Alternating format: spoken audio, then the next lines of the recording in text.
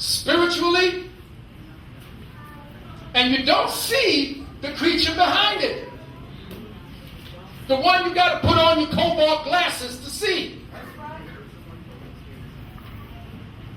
The one that has our poor sisters actually believing that they get more beautiful with this.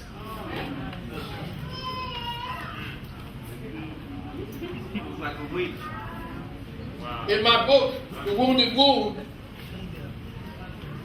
I talk about Latifah and what happened to the Queen Latifah, and how symbolically they showed you her burning off her crown. And when she burned off her crown, then all of a sudden now she has this deficient hairstyle.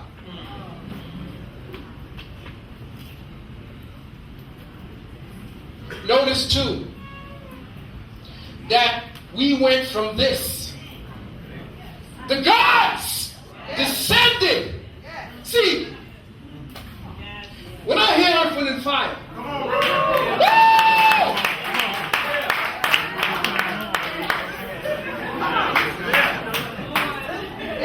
I could be pissed off. I'm telling you, I could be angry, mad, dejected. I mean, I could be in the worst state of mind. And I pop that back thing, that's a blink, and that thing goes. Right?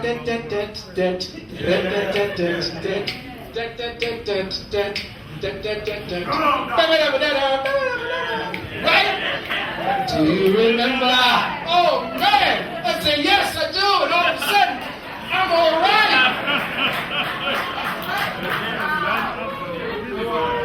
Earth, Wind, and Fire were gods. Funny looking, had weird clothes. I loved it, but Maurice never deviated from the message. And he always wore clothes, and he always put symbols so that your mind could constantly see where the fuck we need to be.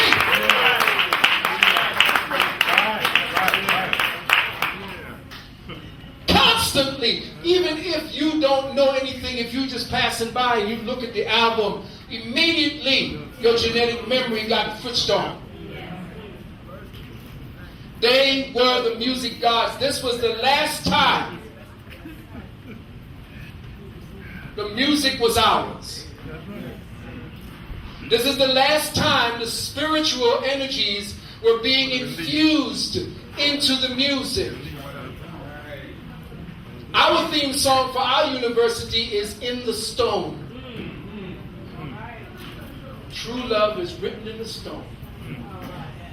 And did you hear the fanfare at the beginning of that? I'm getting chill. I want to dance now. I want to get right now.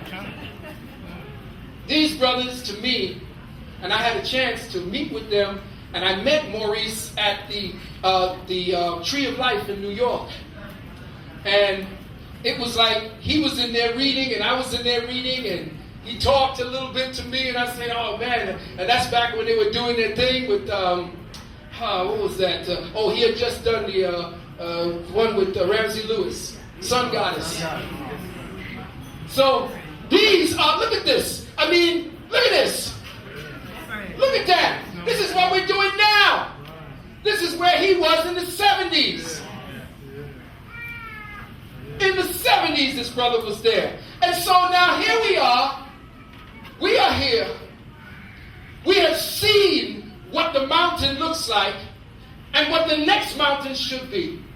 So now we turn to the rap community and we ask the #1 rapper with all the words that we see of Earth, Wind, and Fire, with all the music and the covers that we see that was left for us as breadcrumbs along the trail of consciousness. When we ask the #1 rapper, the one everybody knows, the one everybody loves, what do you put out on your album to make sure that you forward the knowledge? What do you do to contribute? Well, I'll tell you what I'll name it. Let's call it, Without Hoes, Life Would Be Fucked Up.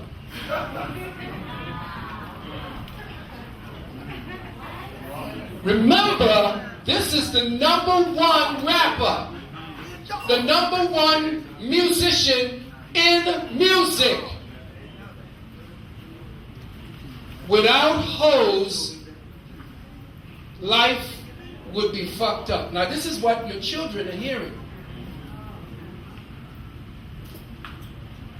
I want you to marinate with that for a moment. After listening to Earth, Wind, and Fire, to who else we got that was back there doing the thing? War, Roy Ayers, Stevie Wonder, Fela Ransom, Ani Kulak Mobuti, Sun Ra. Gil Scott here. Yes, well, Gil Scott, yeah, he was all right in the beginning when he was, before he dove into the bottle. Loved him too. Coltrane, you know, but here we are now. Without hoes, life would be fucked up. That's where we've sunk to. That's where our life is right now. The only one holding it down. The only one holding it down. My brother, Africa Bambaa. Come out right now like that.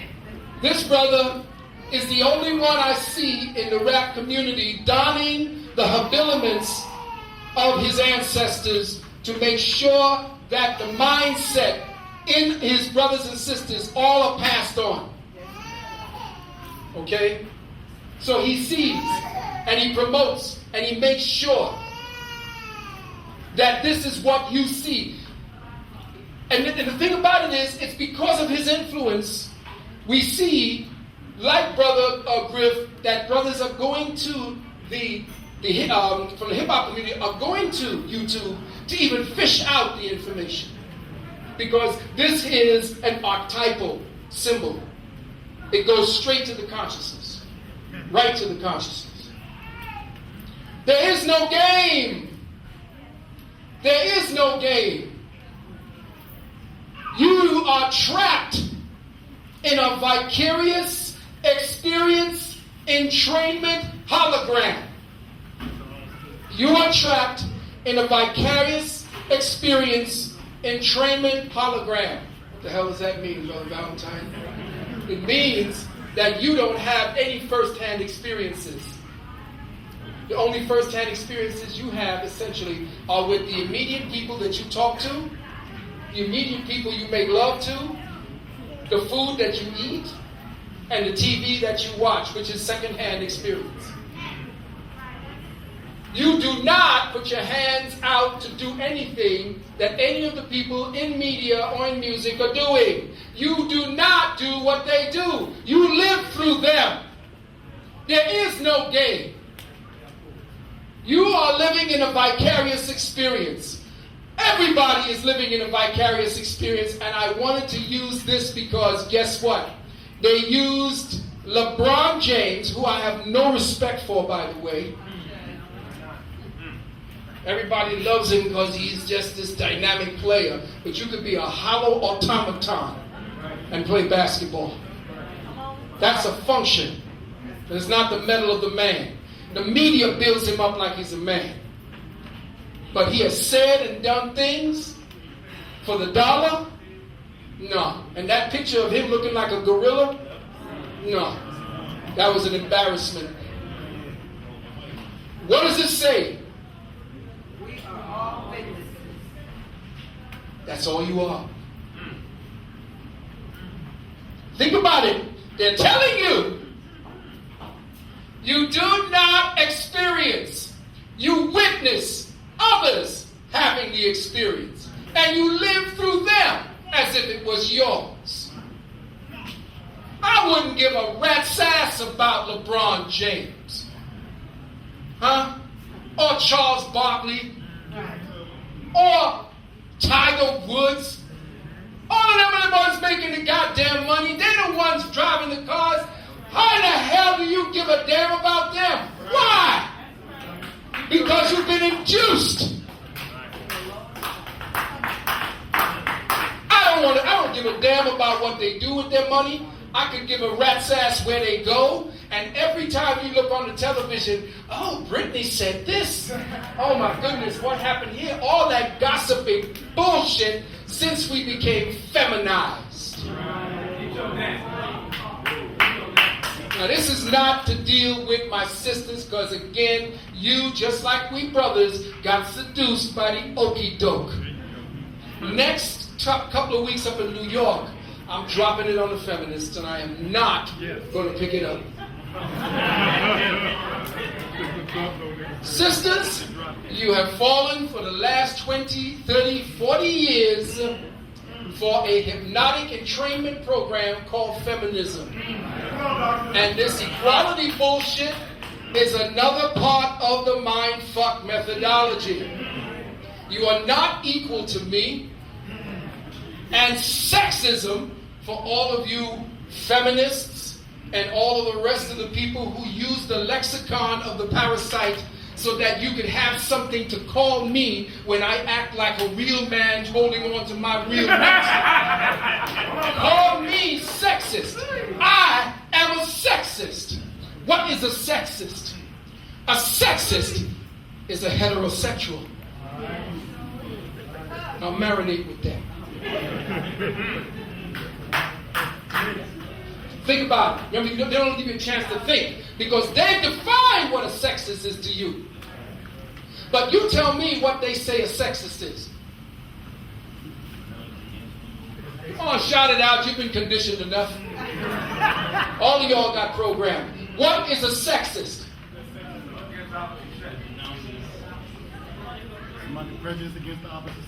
Yeah. Somebody who oppresses women. That's the favorite one. But what's the main thing? Yeah. Prejudice against the sex. Is that all y'all got? Two sex. That there's not two sexes, that we are all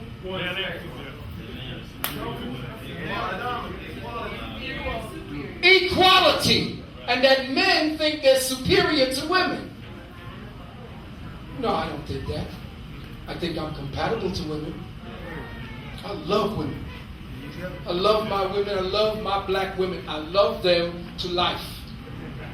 I have made a fool of myself over black women. And it's hard to get me to make a fool of myself. I don't care. I don't mind making a fool of myself, being who I am as the man. But I am the direct authority. And I don't give a rat's ass if you don't like it. And I'm telling you, brothers, if a sister don't like it, leave her. I see maybe one or two of y'all clapping.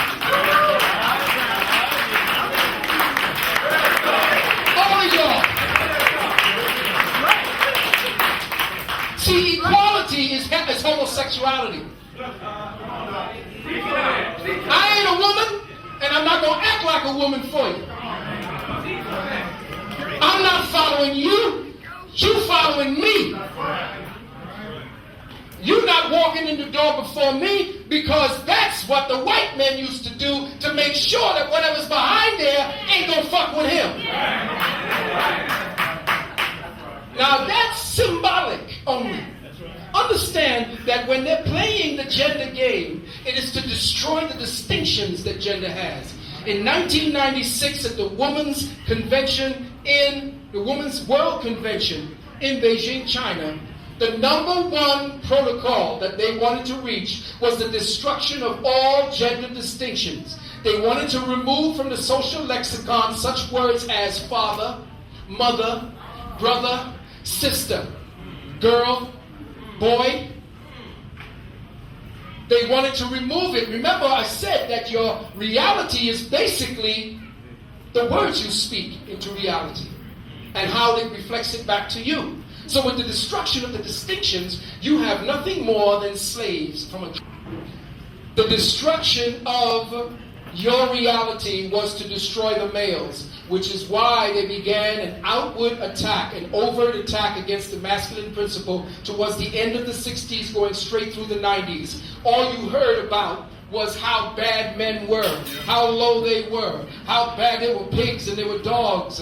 Men just think with their dicks, and that's all they are. You're pigs. Yet still, when I look at Maury Povich, I'm watching these young girls passing through, and